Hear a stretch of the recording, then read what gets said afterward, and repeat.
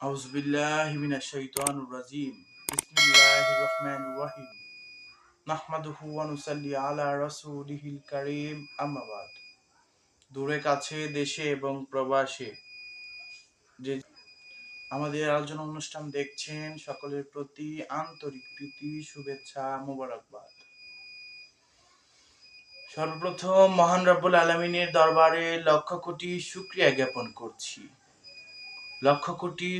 জ্ঞাপন করছি আমাদের প্রিয় নবী হযরত মুহাম্মদ সাল্লাল্লাহু আলাইহি ওয়াসাল্লামার পবিত্র কদম মোবারকে এবং সালাম ও কদম বসি জানাই সকল ওলি আল্লাহ পীর মাশায়েখ গাউস কুতুবদের কদম মোবারকে এবং সকলের প্রতি আন্তরিক সালাম। আসসালামু আলাইকুম ওয়া রাহমাতুল্লাহি ওয়া বারাকাতুহু। আমরা গত পর্বে আলোচনা করেছিলাম হযরত উসমান রাদিয়াল্লাহু তাআলা আনহু এর শাহাদাত এবং ইসলামের প্রথম ফিতনা সম্পর্কে।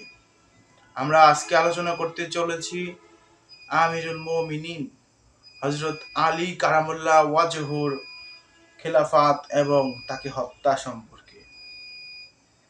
সম্মানিত দর্শক শ্রোতা, তাকে হত্যা সম্পর্কে আজকে আমরা আলোচনা করতে চলেছি এবং তার আলী কারামুল্লাহ ওয়াজহুর খিলাফত সম্পর্কে।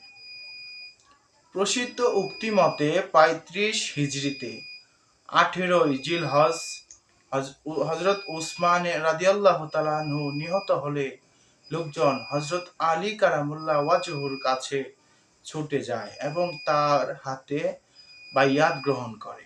দিনটি ছিল শুক্রবার। এই বায়াত হয় হযরত উসমান রাদিয়াল্লাহু তাআলা আনহু এর দাফনের পূর্বে, মতান্তরে তার দাফনের আগে। মতান্তরে তার দাফনের পর হযরত আলী কারামুল্লাহ ওয়াজহু দায়িত্ব গ্রহণে বিরত থাকেন। এমনকি তিনি বনু আমর ইবনে মারজুরের বাগান পানে ছুটে যায় এবং ভেতরে প্রবেশ করে দরজা বন্ধ করে দেয়। লোকেরা আগমন করে দরজায় খটখট করে ভেতরে প্রবেশ করে। তাদের সঙ্গে তালহা রাদিয়াল্লাহু তাআলা আনহু এবং জুবাইর রাদিয়াল্লাহু তাআলা আনহু ছিলেন। তারা বলেন, আমির ছাড়া শাসন টিকবে না। তাদের পীড়াপিড়িতে অবশেষে তিনি সম্মতি হন। আমিরুল মুমিনিন হযরত আলী কারামুল্লাহ ওয়াজহু খেলাফত কাল ৩৫ হিজরি ২৪ জিলহজ থেকে ৪০ জিলহজ ১৭ রমজান পর্যন্ত হযরত আলী কারামুল্লাহ ওয়াজহু খলিফা হওয়ার পর হযরত উসমান রাদিয়াল্লাহু তাআলা আনহু এর হত্যাকারীদের চিহ্নিত করে সঠিক বিচার করার উদ্যোগ নেন। সেই সময় খুনিদের চিহ্নিত করা এবং অতীতের অনুসন্ধান চালিয়ে যাওয়ার ছিল কঠিন কাজ। তাই তিনি রাষ্ট্রের শান্তি শৃঙ্খলা বজায় রাখার দিকে মনোনীত প্রবেশ। হযরত আলী কারামুল্লাহ ওয়াজহু ৩৬ হিজরিতে তামাম ইবনে আব্বাস রাদিয়াল্লাহু তাআলা আনহুকে মদিনায় তার স্থলাভিষিক্ত করে সিরিয়ায় অভিমুখে তারা যাত্রা করেন। কতিপয় সাহাবী ছাড়া অধিকাংশ মদিনাবাসী তার সহযাত্রী হন। প্রতিমধ্যে জঙ্গে জামাল তথা উষ্ট্রের যুদ্ধ সংঘটিত হয়। হযরত আলী কারামুল্লাহ ওয়াজহু ও হযরত আয়েশা রাদিয়াল্লাহু তাআলা আনহুর ভুল বোঝাবুঝির কারণে মুসলমানদের দুই দলের এ রক্তক্ষয়ী যুদ্ধে দুঃখজনকভাবে ৫,০০০ করে মোট ১০,০০০ সাহাবী ও তাবী নিহত হন। রাষ্ট্রের যুদ্ধের পর হযরত আলী কারামুল্লাহ ওয়াজহু মুয়াবিয়ার বিদ্রোহী বাহিনীকে মোকাবেলা করার জন্য 90,000 সৈন্যের এক বিশাল বাহিনী নিয়ে সিরিয়ায় অভিমুখে যাত্রা করেন। 36 হিজরিতে ফেরার 36 হিজরিতে ফুরাত নদীর তীরে সিফসিন নামক স্থানে উভয় সেনাবাহিনী পরস্পর মুখোমুখি হন। 36 হিজরিতে জিলহজ মাস থেকে 37 হিজরি সফর মাস পর্যন্ত পরপর কয়েকটি যুদ্ধ হয়। 3 দিন ব্যাপী এক যুদ্ধে নিহত হয়েছিল 70,000 লোক। তার মধ্যে ইরাক পক্ষীয় হযরত আলী কারামুল্লাহ ওয়াজহু 25,000 সৈন্য নিহত হয়। এই যুদ্ধের মাধ্যমে মুহাম্মদ ইসলামের চাকা ঘুরতে থাকে। হযরত আলী কারামুল্লাহ ওয়াজহুর বিরুদ্ধে বিদ্রোহীদের এক যুদ্ধে মুহাম্মদ ইসলামের আদর্শকে বিলুপ্তির দিকে ত্বরান্বিত হয়। হযরত আলী কারামুল্লাহ ওয়াজহু যখন প্রায় চূড়ান্ত জয় লাভ করেছিল, তখন মুয়াবিয়ার সেনাপতি ওমর ইবনুল আস একটি চাতুরী অবলম্বনের পরামর্শ গ্রহণ করে এবং সফল হয়।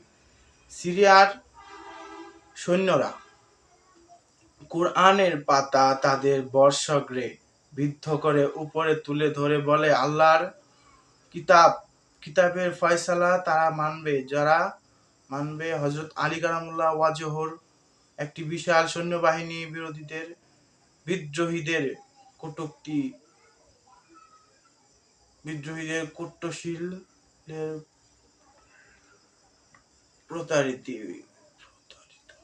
প্রতারিত হয়ে যুদ্ধ বিরতি দাবি করে। সালিসে মুয়াবিয়া ওমর ইবনুল আসকে তার হাকাম বা নালিশ নিয়োগ করে। অতঃপর আলী কারামুল্লাহ ওয়াজহু চাপে পড়ে ইচ্ছার বিরুদ্ধে আবু মুসা আশআরী রাদিয়াল্লাহু তাআলা আনহুকে তার হাকাম মনোনীত করে। ওমর ইবনুল আস রাদিয়াল্লাহু তাআলা আনহু এর চতুরতা প্রতারিত হয়ে আবু মুসা আশরাফি রাদিয়াল্লাহু তাআলা আনহু স্বীকার করে নেন। উসমান রাদিয়াল্লাহু তাআলা আনহুর হত্যার প্রতিশিকার দাবির ন্যায্য অধিকার মুয়াবিয়ার আছে। সুতরাং আবু মুসা আশআরী রাদিয়াল্লাহু তাআলা আনহু আলী কারামুল্লাহ ওয়াজহুকে পদত্যাগ করার প্রতিজ্ঞা দাবি আছে। আবু মুসা আলী কারামুল্লাহ ওয়াজহুকে পদত্যাগ করার প্রস্তাব মেনে নেয়ার এবং তা জনসমক্ষে ঘোষণা করেন। ফলে খেলাফতের ব্যাপারে জটিলতা সৃষ্টি হয়। এই অবস্থায় হযরত আলী কারামুল্লাহ ওয়াজহু সৈন্যদের আরো ফাটল সৃষ্টি হয়। আলী কারামুল্লাহ ওয়াজহু কেন সালিসির প্রস্তাব মেনে নিলেন? এই অজুহাতে অনেকে দল ত্যাগ করে এবং আব্দুল্লাহ ইবনে ওয়াহাব আল রাসিবির নেতৃত্বে তার বিরুদ্ধে অস্ত্র ধারণ করে। তাদের খারেজিদের সংখ্যা ছিল 4,000। হযরত আলী কারামুল্লাহ ওয়াজহু ইয়াজিদের শক্ত হাতে নির্মূল করার জন্য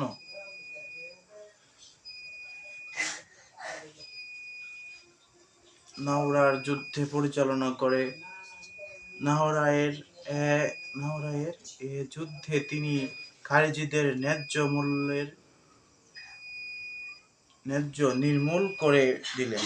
তাদের 10 জন লোক পলায়ন করে। এতপর হযরত আলী কারামুল্লাহ ওয়াজহু কুফায় ফিরে গেলেন। পক্ষান্তরে যুগের পূর্ণ সদ্ব্যবহারের জন্য মুয়াবিয়া অভিযানের পর অভিযান প্রেরণ করতে লাগলো। হযরত আলী কারামুল্লাহ ওয়াজহু কুফায় অবস্থানকালে ফজরের নামাজের জন্য মসজিদে গেলেন। তিনি যখন মসজিদে সিজদারত ছিলেন তখন নিকৃষ্ট খারেজি আব্দুর রহমান ইবনে মুলজিম তাকে তরবারি দিয়ে আঘাত করেছিল। হযরত আলী কারামুল্লাহ ওয়াজহু আব্দুর রহমান ইবনে মুলজিম তাকে তরবারি দিয়ে আঘাত করেন। হযরত আলী কারামুল্লাহ ওয়াজহুর সংঘটিত আহত হন। অধিক রক্তক্ষরণের হযরত আলী কারামুল্লাহ ওয়াজহু শাহাদাত বরণ করেন। তিনি সেদিন শহীদ হন।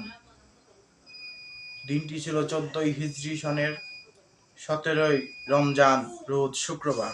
হযরত আলী কারামুল্লাহ ওয়াজহুর খারেজি কর্তৃক নিহত হওয়ার ফলে মুসলমানদের মাঝে আরো দিশেহারা অবস্থা সৃষ্টি হয়। আমিরুল মুমিনিন হযরত আলী কারামুল্লাহ ওয়াজহু শাহাদাত বরণ করলে তার পরিবারের লোকেরাই তার দাফন কাফনের দায়িত্ব গ্রহণ করে। তার জ্যেষ্ঠ সাহেবজাদা হযরত ইমাম হাসান রাদিয়াল্লাহু তাআলা আনহু জানাজার নামাজের ইমামতি করেছিলেন। শুধু দর্শক শ্রোতা, এতক্ষণ আমরা আলোচনা করেছি আমিরুল মুমিনিন হযরত আলী কারামুল্লাহ ওয়াজহুর মৃত্যু, হত্যা এবং তার